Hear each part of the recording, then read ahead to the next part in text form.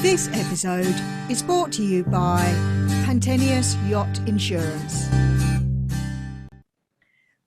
Welcome to Casting Off with Confidence and good day on this windy day in New South Wales.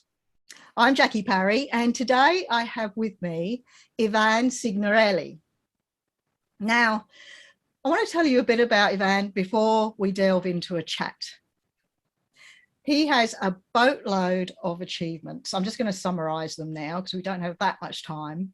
He's a professional skipper and an RYA Ocean Yacht Master instructor.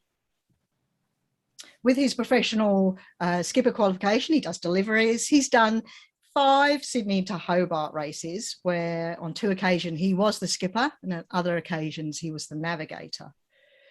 He's a Cert 4 training and assessment qualified trainer. Of course, with his business, he has to be, but he uses that to deliver a vast range of courses, including the sea survival skills. So he's an Australian sailing safety and sea survival instructor. It's a real tongue twister. He's a marine radio operator, trainer and invigilator. He's worked with Sailing with Disabilities, that fantastic organisation getting everyone we can out on the water. And he's founded his own training centre, Ocean Boardroom, which is a great name, and it has a great ethos to provide quality and up-to-date training, which is above and beyond just ticking boxes. So Ivan and I are kindred spirits, and now we're working together. I'm absolutely thrilled to be working with you, Ivan, and welcome to the show today. Thank you. Thank you, Jackie. Thank you for the kind words. Yes. It's good to see you. It's good to catch up. And I have so much I want to ask you, but knowing you a bit better now and looking on the different boats you get on, I have to ask, is there a favourite type of boat you have? Because you are skipper of many different boats. What boats do you really like? Look, I've had quite a bit of an array of experience of skippering or sailing on different boats, and so a mix of either race boats or training boats. And I guess, what can I say, every boat has their own benefit, and they have their own the things that fit for purpose, and things that you could go, well, I could probably improve on that a little bit. I must say I'm quite simplistic in what I think the simpler the better.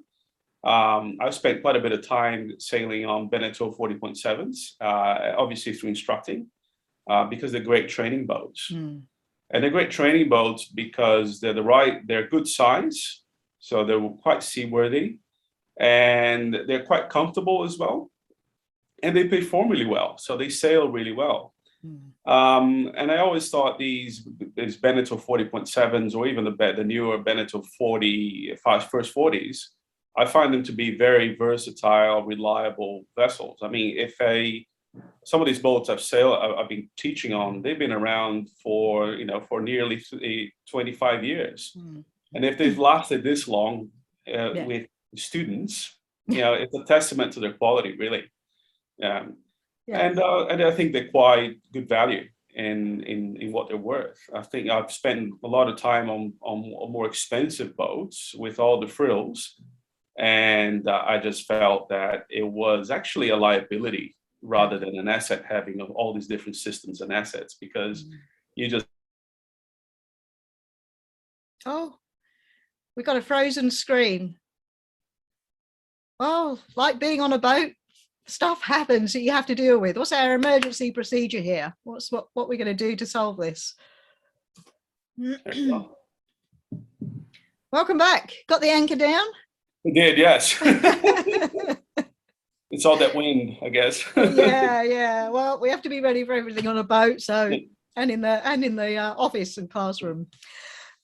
You were just really explaining something that I'm really passionate about: the simplicity of a boat. Too many systems for me is twofold.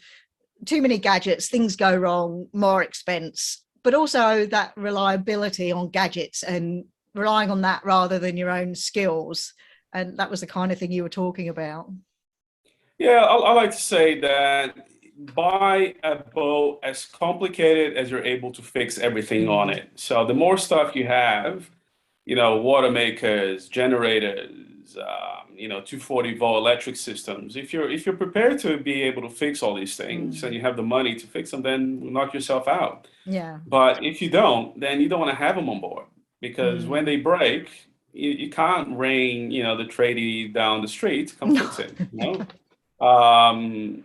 And that's what I see a lot now, because I come across, being an instructor, I come across quite a few different students from different walks of life. Yeah. And what we're seeing, a bit of a trend now, is a lot of people that well accomplished in their careers and therefore have disposable income. I think they've been lured by the cruising lifestyle, especially driven by a lot of these YouTube channels that are out there. So they see all these families now cruising and they go, oh, well, we can do this. We got the money. Let's do it. It's now or never. And they're out there shopping for boats. Now, these are people that have not necessarily spent a lot of time on boats before. So they are kind of navigating, no pun intended, what sort of boat's the right boat for them. Yeah. And in order to please everyone, or to try to replicate as best as they can the environment they have at home, a lot of them kind of choose to have all these things that what they're going to realize are not really necessary on a boat. Yes. Hot showers and air conditioning. I'm like, you're going to realize that's the appeal of being at sea, is that you realize you don't need any of this stuff. This is superfluous stuff. And at sea, it's actually you're going to realize even more, because eventually these things will break.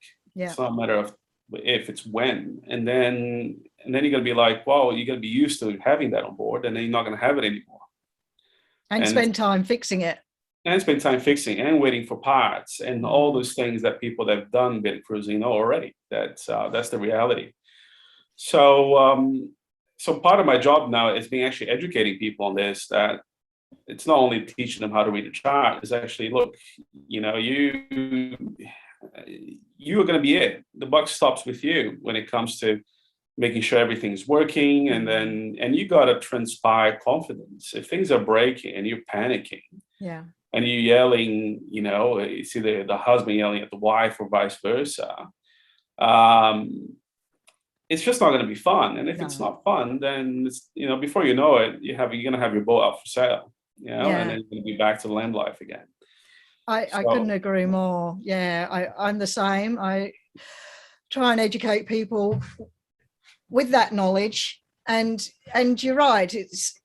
You just can't emulate what you have on the land. Yeah, you can have a certain amount of comforts if you are prepared to deal with them, but it is about getting out there and living differently, not just living on something or in a different location. It's about the whole holistic approach of embracing, simplifying your life. I was chatting with a lady yesterday, and she's got this real corporate background, and it took her a few months to drop that, and now she's really proud that she doesn't wear her makeup. And they just started off taking all that crap on the boat, and now they're just casting it off. Get rid of it, we don't need it, doesn't matter, which is just wonderful. Absolutely. Yeah, it's a great way of, I think that I always tell people, I always say, what's my rule when I buy something? I say, will it be useful on the boat?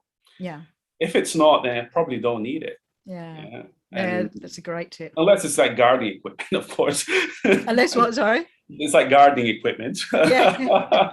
But if it's, I always say, is this going to be useful if I take on a boat? And if it is, then it's most likely going to need it. If not, that's sort of a little rule I have in life to kind of keep my possessions within living as well. That's certainly a good thing to live by. I concur with that. Yeah. So with your I do want to chat about the Sydney to Hobarts for a while, because as you know, with me, I've been a cruiser most of my life, my maritime life, and I've done just a tiny bit of racing with the fantastic Lisa Blair, and that was a real eye-opener for me. And so I've got a little insight, just a little. I did the West Coaster, you sort of come down the East Coast of Tassie, and so I've got a little insight to it. But how did you, for anyone who's interested in that, how did you get involved, and what are the really key things you need to be able to do a race such as the fantastic Sydney to Hobart? Yeah. Also, I just want to start with, I would say I'm a bit more like Jackie. I'm a little more like you, Jackie. I'm more of a cruiser than a racer. And I don't consider myself a racing sailor. I enjoy it if it's done in a sort of in the right spirit. What I don't like is the yelling and all the stress that goes with some of the more competitive racing.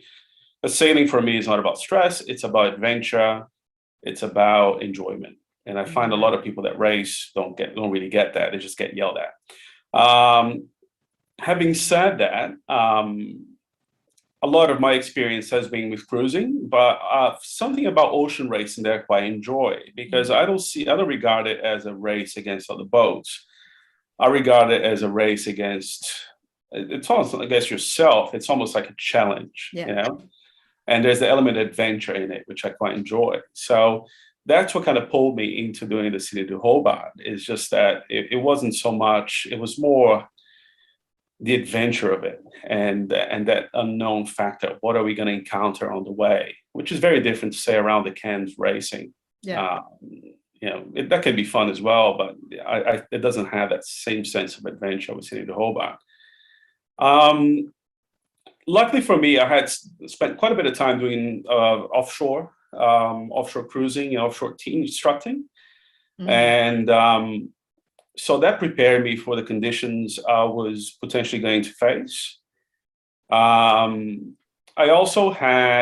did it I was doing it with one of the schools I work for. And so what that school particularly does is it sells berths on the race. So people that want to do the race and don't necessarily have a crew, which is sometimes hard to get on a Sydney to Hobart boat as a crew, they can pay a certain amount and participate on the race.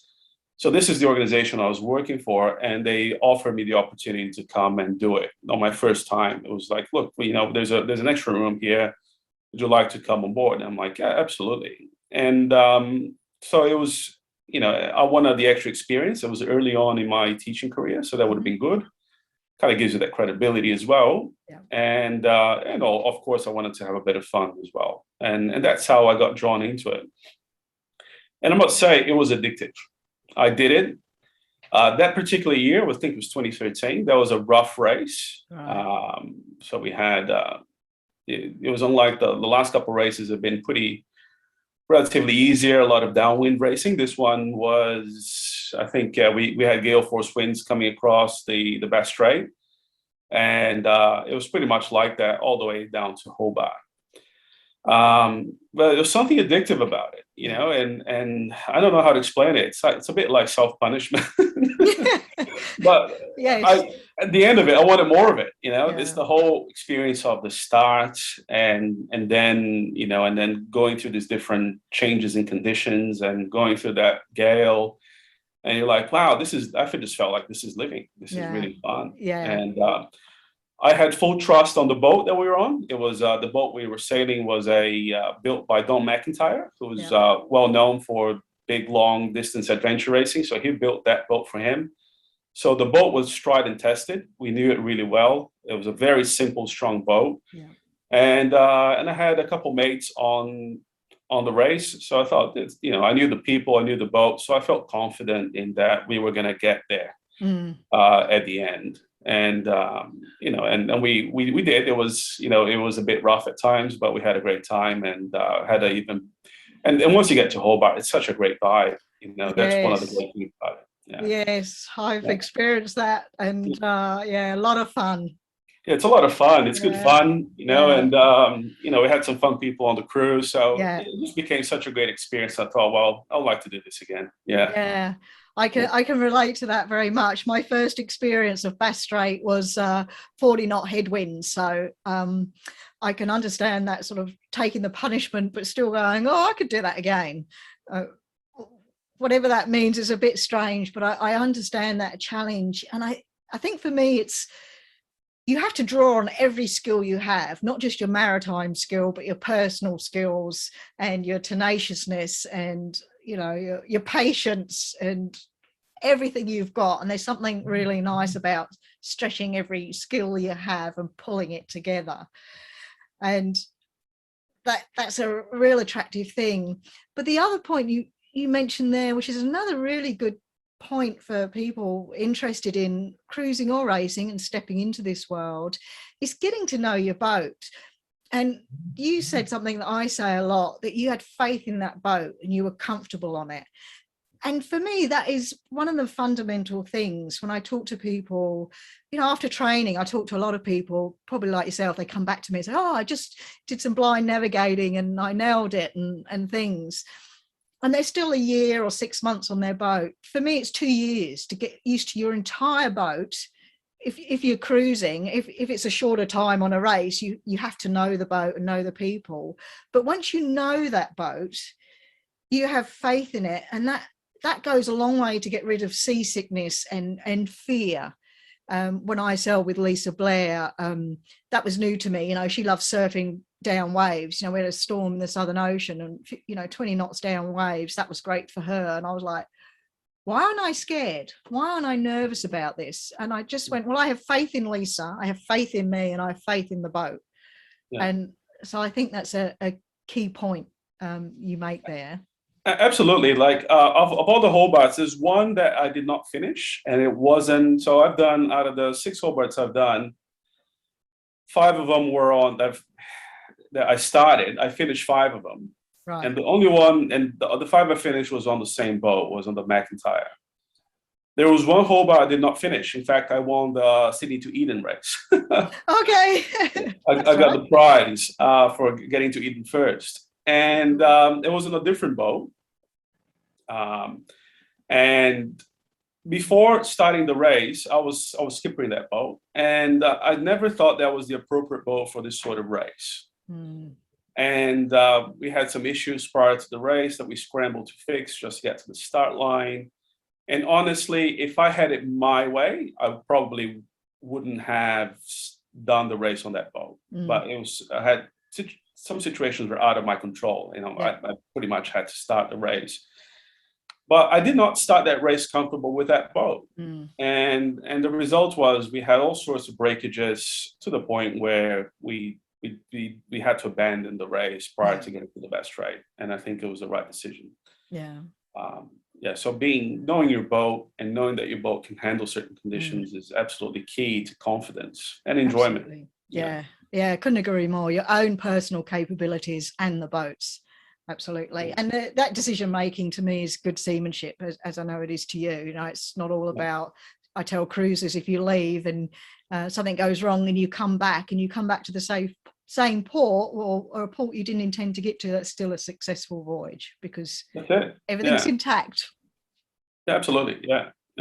So when you did so at times you were a navigator, at times you were a skipper. Which do you prefer? Oh, easy question there, Jackie. I think being the navigator on one of these races is probably the best because as skipper, I must say I did not enjoy the race. I just felt I had too much on my shoulders. Yeah. Especially when you're doing it sort of on a commercial basis, you have to meet expectations of people that spend a lot of money. Yeah. And so there's a lot of pressure on getting there safely, but also showing people a great time. Yeah. When I did it as a navigator, I felt it was the best of both worlds because you still have, a position where when you have a bit of power or influence on what's happening, but you don't carry all the responsibility.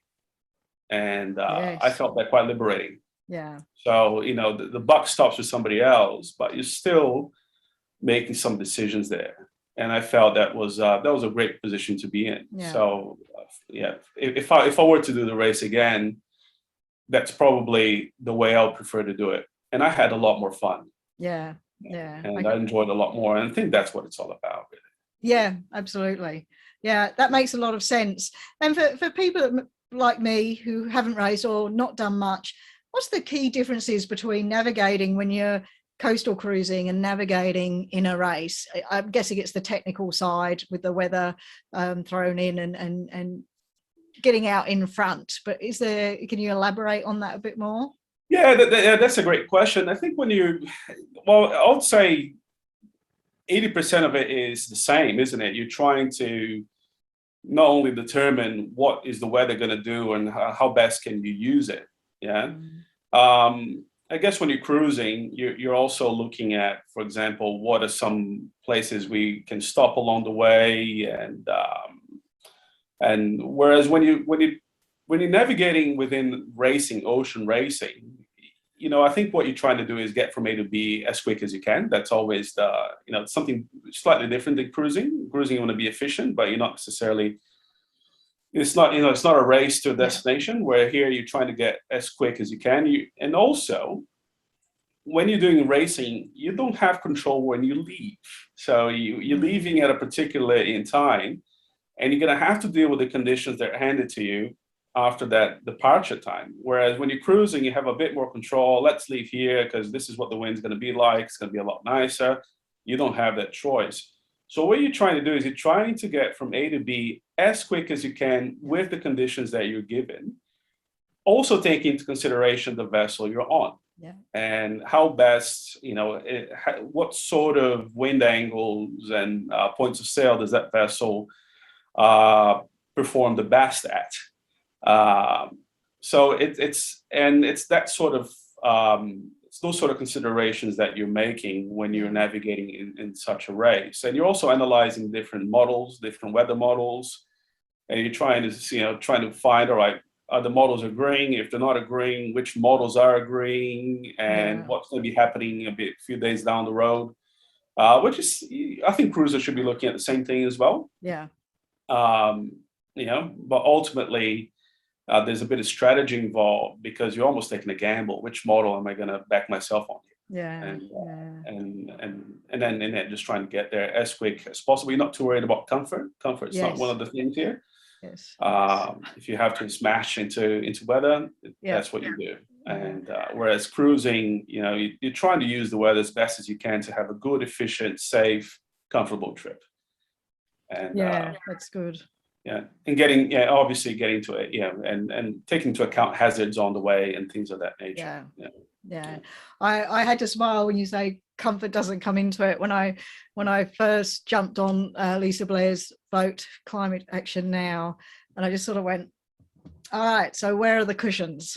The comfort's just gone. And but then, as I got to know the boat, we'd had a sail down to Melbourne, so that was great for me to get used to the 40 odd lines in the cockpit where I'm used to like 2. So big sort of training moment for me. But it made sense to me, the design and the not lack of comfort, but the simplicity. Once you get racing, it makes a lot of sense, of course. So with I think that's marvelous. You've got your cruising training, your own training, I mean, yourself, these skills. You've got your cruising training and the racing training and the multitude of boats and areas you've been in and achieved. And as a trainer, I know you're like me, you're learning all the time. We have to maintain our skills, our training skills and our maritime skills, because technology is changing, things move on. We're constantly having to adapt. But as a maritime trainer, I'm always not amazed, but pleasantly surprised how much I learn from my students and people having different experiences. So can you think of times, or do you find that? And do you have any moments that are real moments you remember, or wow moments within training in maritime that you could share with us? Absolutely. No, that's a great point. I think I always tell my students, because students, they look at you as they look at you as the expert, the all-knowing. And I always say, look, that's not necessarily the case. So some of you, sometimes I get students have done more miles than I have, or been sailing for longer than I have, and they can still learn a lot from you. And this is from your own research and I guess mastery of a subject. But there's a lot that they can add as well from their own experience. I think there's certain courses where that becomes more apparent. Yeah. For example, I especially like when I teach the safety and sea survival. Yeah. You get people that they're doing the refreshers and then being sailing for years, and they're sharing with me their experiences where they had some potential safety problem or even sometimes survival situations. I luckily never had to go into life raft in anger and have to survive at sea, and I hope I've never have to. Mm. But I've had students in my courses that have. And there's some certain things that they can teach the class that I can't. Yeah. And sometimes as a good trainer, you need to be able to leverage that experience and say, look, tell us about it. I mean, what can these guys learn from your experience having to abandon ship? Yeah. Because I've never had to do it for real. Yes. And I hope, that's one thing I will proudly say, I hope I never have to. Yeah. Yeah. And then there's a lot to gain from that. Yeah. And that's a nice thing. You have one of the nice things about instructing is you're always meeting people from different walks of life. And everybody has had a different experience, either because of conditions or a boat or a system or a different area. Yeah. And that's a lot more valuable than just listening to me. My experience is limited just to myself and what I've gone through. And where you can have in a classroom, you can go from having one teacher to perhaps six or seven teachers. Yeah. I think the challenge as a trainer is to make sure that becomes nice and focused, and it doesn't become a competition to see who knows more and who's done more. Which sometimes can happen, but that the trick is, as a trainer, you just got to kind of funnel that into something that everybody can gain from. Yeah, and stay on track. Yeah, exactly. Yeah, I agree. It's an interesting thing. I learned. I do exactly the same thing, and I think that's really important as trainers, and especially in our industry, where you could, hopefully you don't, but you might have been in a rescue situation twice, but your third one might be completely different, because every time we go out, it is different. That's the nature of the game, and why we love it. And what struck me, and she wasn't a student of mine, but the story of, I don't know if you know Charlotte Kaufman, who's the founder of Women Who Sail on Facebook group. It's a massive group of women sailors, and she's launching a book soon, hopefully. But they had a rescue. They had a sick baby on board in an ocean, and instigated a rescue. And she did we had a Women Who Sail event, and she did a talk. And what I really took from that is, she said, from issuing the Mayday and issuing this rescue, the whole thing lasted 48 hours, because the boat wasn't sinking. It was a medical emergency. And from where they are, the weather, and coming out and going back, and the different things, I actually can't remember all the details, but that really stuck with me. It took a long time, the whole thing, and the rescue crew were all incredibly sick as well, because I think they had some medical events on board, to stabilize the person or the baby. It's, when she read this story, there was no dry eye in the house, but rescues can happen in hours and they can happen in days. So that's the type of thing we've got to sort of take from different people, and as you say, keep it on track and share that, so we all learn from it. It's a good skill to have. Absolutely. Yeah. So it can be quite full on, can't it? We have to, as trainers, balance a lot of skills, as we have to on a boat. So it's all about being ready and our preparedness for whatever we're doing.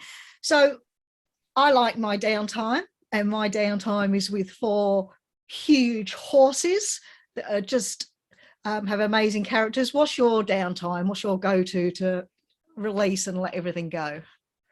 Oh, look, I'm a man of a few hobbies, and I've always been an avid scuba diver.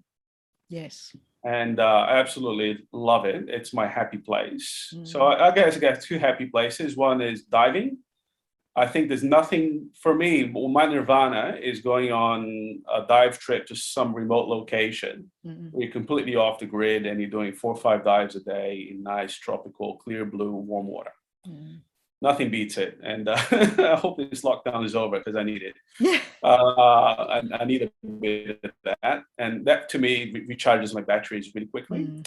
Um, Here at home, what I like to do is I love motorcycles, Mm. and I'm an avid motorcyclist, and that's my other happy place.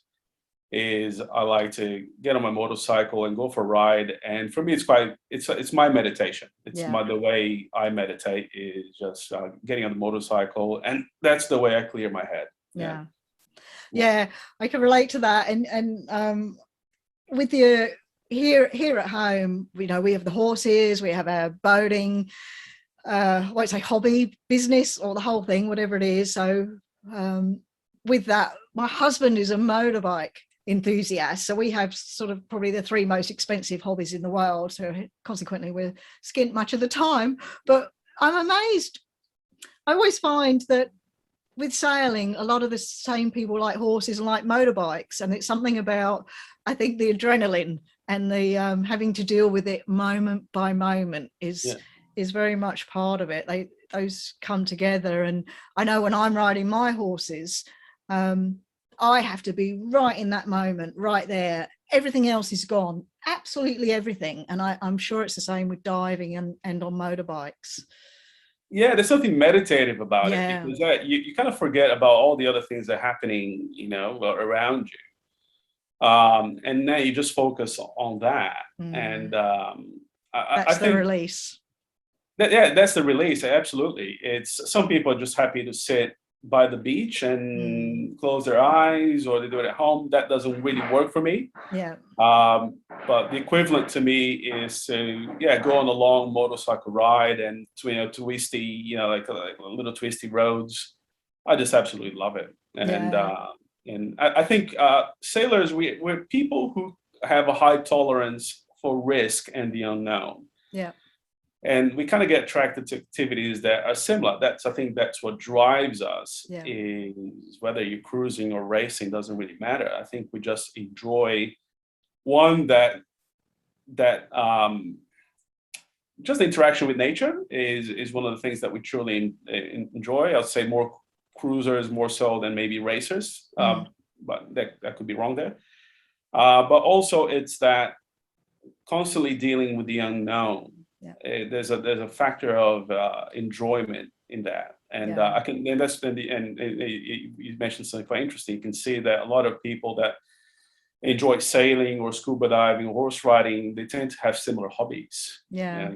Because they all sort of give you that same sense of adventure that we all crave. It's quite addictive, I must say. Yeah, I'm right with you. I couldn't agree more. So I know you're, with all that in mind and your hobbies, and we obviously know what you do, and I know you're in your early 40s, and for the sake of being open, I'm in my early 50s, and I loved my 40s. My 40s was my best decade, and my 50s is a bit of a challenge, but I've reined it in and it's going well for me now. And I think about what I'm going to do down the line, as we all do.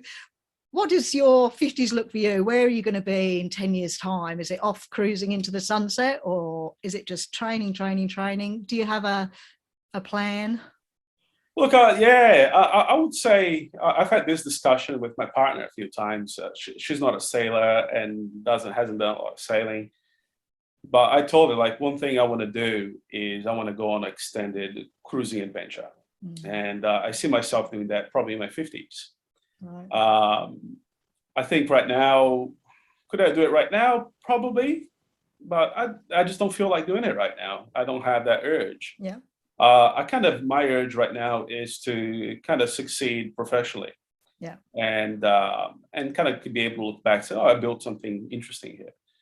And then reward myself with, when you're 50s, generally speaking, you still have, you're still sort of in that healthy age, and you got the energy, and you got a bit more experience now. Yep. And hopefully a bit more money in the bank. Who knows? But so I find that to be a prime time to go out there and give this a go, because after that, it starts getting harder. Yep. And mind you, I've met people in the 80s that sail halfway around the world. So Me too. it can be done. It can be done at any age. But that's why I kind of see my 50s. It's sort of giving me that, well, I need to get this out of my system. And I think that's the time in which I want to do it. Yeah, no, it sounds like a good plan. Just a little forewarning there. And when you get to 50, you have to sort of work a bit harder at maintaining the body. Yeah, that's true. Yeah. Just a little aside. No, that sounds like a great plan. And I'm interested in your partner who doesn't sail. So what does she think of this plan? Is she, I'll say she's blissfully ignorant about this plan. I can relate to that. She's not, we talked about people who are adventurous and kind of get drawn to these risky sort of activities. She's completely the opposite to that. She's definitely more of, she likes things a lot more predictable and a lot safer. So we've got 10 years to work on something here to get her to that point where she's going to be comfortable with what it's like sailing, and the discomforts. She likes her creature comforts, and I'm slowly getting. I have a little wooden heron. It's a pretty good sized boat to go sailing into. So we just go, here in harbor, Pittwater, or the lake. So it's quite easy, but she just gets an idea what it's like being on a boat. Having to deal with discomfort, I think, is going to be her biggest challenge, because even when sometimes I take her on the back of the bike, she kind of feels a bit uncomfortable. And I think that's one of the things about cruising or sailing in general. You need to start getting comfortable being slightly uncomfortable, and being slightly cold, and being slightly sleep deprived, slightly hungry, slightly thirsty. That's part of being out there. It's not like sitting in your couch at home. There's always going to be that one little thing that's going to feel a little bit uncomfortable. And to me, I kind of find that that's part of the fun. And it's quite character building as well. But for people that are not used to that tends to be where they kind of go, oh, this is not for me. And then going back to what we first spoke about, this is why then people get microwaves and washing machines and hot showers on board, because they sort of want to retain some of those comforts they get from home. But hopefully by the time they spend a bit of time on board and they realize it's not about that. It's about getting to a beautiful destination where you're the only boat there, and you got no social media or phones around. That is true freedom. And then they realize, well, this is the end goal. This is the benefit. All those cold, hungry nights that we have to go through, sleep deprivation. This is the reward. Absolutely, And there's no better reward, really. Yeah. It's the troughs and peaks when you have those not so great times or those challenging times. It makes the good times even better. Those troughs and peaks. We have that in life, and I think it's about getting there under your own steam, and it is, you're absolutely right, there's those challenges and it isn't comfortable. Get comfortable with being uncomfortable is a fantastic bit of advice. But then you've got yourself there, you have managed this, you're in your own little city, you've got your own complete systems of electric and plumbing and everything you need in this tiny little thing on this vast ocean, and it's you that has got you there. And that to me makes the hard bits, the good bits that are part of it, because we did this, it was good, and as you say, character building.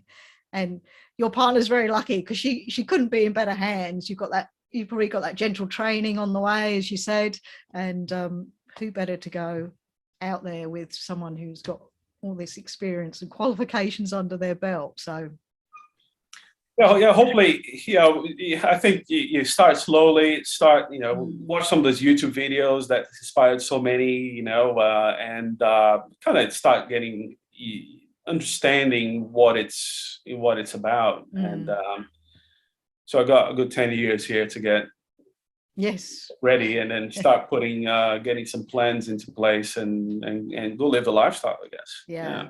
That's it. And that shouting that mentioned or raised voices. I read an interesting article the other day, Vicky Moore, who's in New Zealand, a fellow sailor. And in my experience of seeing, especially couples where there's may have been some raised voices at anchor and stuff. And what I've sort of taken from that is, or what I've observed is, most of it is fear driven. You know, it's that fear of something going wrong and that tenseness. And so, you know, my advice to people that are cruising, especially as couples, is to sort of just acknowledge that. And if you're on the end of it, try and remember it. And if you're actually that shouty skipper or person, you know, just understand where that's coming from. Yeah, no, that's an excellent point. Yeah, I never looked at it from that perspective, because I can see, that shouting or sort of aggressive behavior. It is, I think, what's underneath that is, it's that lack of confidence. And you know, there's something to say about the term quiet confidence, because I think when you're confident, you do generate this sort of calm and quietness on board. And I've been on board with a few skippers, and the ones I think perform the best, even in racing, are the ones that talk the least. The shouters are usually at the back of the pack, because the crew is not really comfortable. They're not sure what's happening next. They're afraid to make mistakes, so they don't try. And the result is the performance is just not really there. That makes a lot of sense. And so I'm going to wrap up soon, but can you give me, or anyone who's listening, they're thinking about, let's say thinking about going cruising, because it's many people have these dreams, and you know, they're looking at boats, thinking about what they should do. Can you summarize? Do you have one piece or just a couple of pieces of key information that you'd tell them to think about now as they're looking for boats? What would you impart right now of that might help them?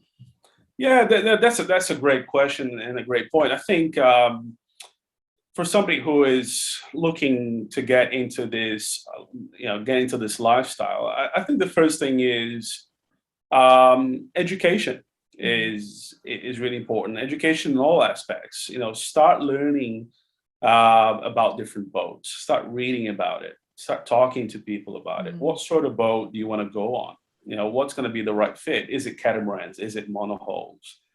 What's advantage and disadvantage? You know, start getting familiar with the sort of boat that you can see yourself on. I think the second thing is then, still under education, is start learning skills and knowledge. You know, this is why people like ourselves are out here. We're imparting knowledge. Start learning how to navigate. I remember when I was starting out years and years ago, I used to read this blog, one of the first blogs. It was a Brazilian family, and they actually ended up now in New Zealand. And they were on a pretty nice 40-foot boat and they had a lot of systems on there. But they said, you know what, we don't need any of this. If we can navigate without any electronics. Is that your partner thinking about sailing and bashing the place down? Sorry. I'm not going sailing. There's a bit of construction happening across the street. It's a bit, sometimes it's a bit much. I just, sorry, carry on. And that kind of stuck with me. That's sort of been one of my mottos when I started learning. It's like, well, how can I have all the electronics but not have to rely on any of it? So that's one of the things I've sort of based my education on. And then start getting a little bit of experience. You know, start small, maybe a bit of enclosed water sailing, and then start getting a little bit further afield, initially with an instructor. That's always good. And then maybe you start hopping on some deliveries and to see what that's like, because you're a bit shorthanded.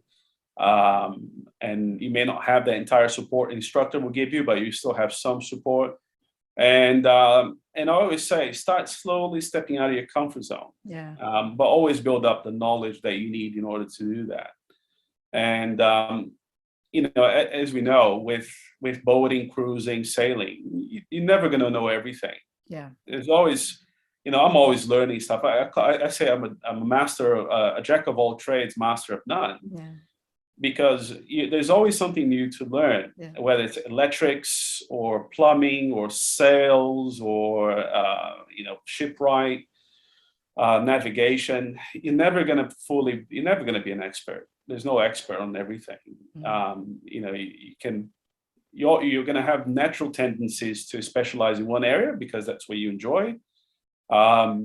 But you need to have a good understanding of everything else. And there's heaps of books, and nowadays with YouTube, there's a lot of stuff out there.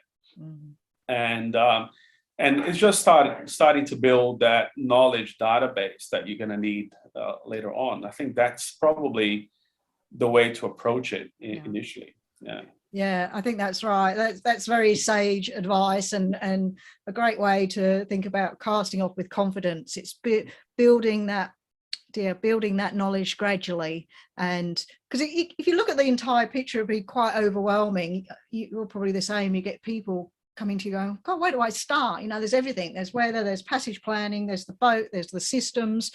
What do I do? But you're absolutely right. It's a bit at a time, and also invest in yourself as much as the boat and the systems. Like, you're the safety equipment on board, you yourself. Yeah. So you've got to invest in what you can do, and things like that. And also go to trusted sources. There's a lot of great stuff out there on the internet, but there's also stuff that can be a tiny bit misleading, and with your advice of talking to different people, that helps you navigate your way to the right advice or the right absolutely training. I've come across in my being an instructor a lot of people who have embarked in this with very little experience, and you see them doing all the right things. Here sometimes you have a couple and they go and do a safety assist survival course together because they're starting to think about what are some of the things they're going to have to train and drill and prepare for as a couple on board. Or they kind of divide and conquer. One person will do the diesel engine course, learn about diesel engines, while the other one's going to learn about radar. Yeah. And then they kind of can combine that as well. So I think that's always a great approach. You're sort of doing stuff together and maybe divide and conquer a little bit and try to complement each other's knowledge. And that's a great start. Absolutely. Yeah. No, it's good. That's very good sage advice. Before we go, if you put yourself in my shoes and you are interviewing yourself, is there something you would ask yourself? Is there something I should have asked you that I haven't? Oh, that's a tough question. There may not be an answer. I might have nailed it. No, like I think one of the key questions is the why. Why do people do things? Why is it that they choose a certain path? Why? What motivates them? Yeah. And I think what motivates me to work in this industry and having started my own training business and having sought you to work with, I think it's that. I get a reward out of helping people. It's always been something I've enjoyed doing. It's one of the reasons I left my corporate career, because I felt I wasn't helping anyone doing my corporate job. And I felt, well, this way I can do things I enjoy and also help people along the way. And I think that's my why. I like to, it's quite rewarding at the end of the day, and people come to you and say, thank you, I've learned a lot today. Yeah. And I've really enjoyed. And you're also learning yourself. You're always building your own learning about yourself as a person, but also adding to your knowledge database as well. So, so it is a kind of symbiotic relationship, really, that you get from doing this. Yeah. So that's a question I always like to ask people: what motivates you? What's driving you to do this? Because that can also tell you a lot about their behavior and their needs and wants. It kind of drives empathy. Yeah. No, that's a very good point. Yeah. And we got very similar ideas on that. And it's interesting well, for me, it's been great to learn more about you and your ethos of training and life. And we're sort of getting to know each other, but we've sort of crossed each other's paths a little bit throughout the years, and we've got a lot of similar contacts. And I know from speaking to people that I know that the feedback they get on your training and what you do is the feedback they've given me on what you do is marvelous. I think you're a fantastic teacher, and that's because you think about the people's why and want to give back, and that's something we do in our industry. That's for me as well, really nice. So on that note, I thank you for your time. I've really enjoyed getting to know you a bit more. No, thank you for the opportunity. It's been a real enjoyable conversation. Yes, for me too. And thanks on behalf of the listeners for some really great tips there. That is one of the ethos of doing this, is letting people know it's all achievable and all doable, and things to think about. So that's some great sage advice. And you and I are going to talk together again soon anyway. Thanks for your time. All right. Thank you, Jackie. Really appreciate it. Take care down there. And I'm sure we'll be in touch soon. Will do.